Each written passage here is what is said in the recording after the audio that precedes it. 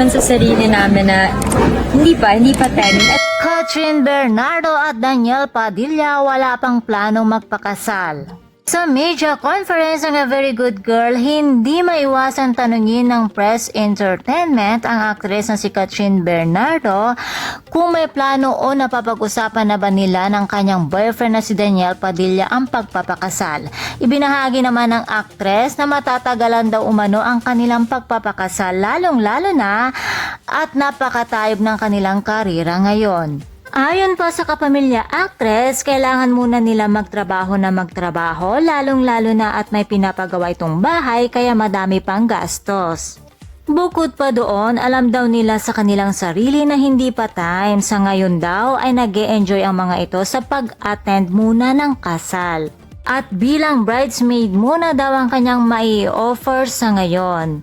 Subalit napag-uusapan naman na daw nila ang kasal pero nirerespeto raw muna ni Daniel ang kanyang timing dahil hindi pa talaga siya ready sa ngayon. Ang pinaka-importante daw ay masaya ang kanilang pagsasama at nang tanungin si Kat kung si Deji na ba ang kanyang the one, masayang sumagot ito ng oo naman siya na. Importante daw ay magkasama ang mga ito off-cam. Sa katunayan, sobrang supportive daw ni DJ sa kanya at masaya rin ito kasi alam niyang super saya ni Kat sa tuwing nagsushoot ito sa kanyang pelikula.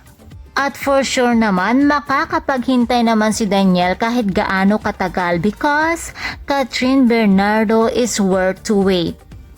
Nabanggit din ni Kathryn na hindi daw ito takot na magkahiwalay muna sila ng kanyang boyfriend sa kanilang mga pelikula dahil mutual decision naman daw nila iyon. Okay lang na magkahiwalay muna kayo sa pelikula basta wag lang maghiwalay as magjowa at sa lahat ng mga nakakamiss sa Katniel, magkakaroon din po sila ng bagong pelikula soon. Kaya naman mga chikadoras, abangan natin yan. Please don't forget to watch, like, share, and subscribe my channel and click the notification button para ma-notify ka kung meron akong bagong video. Thank you for watching!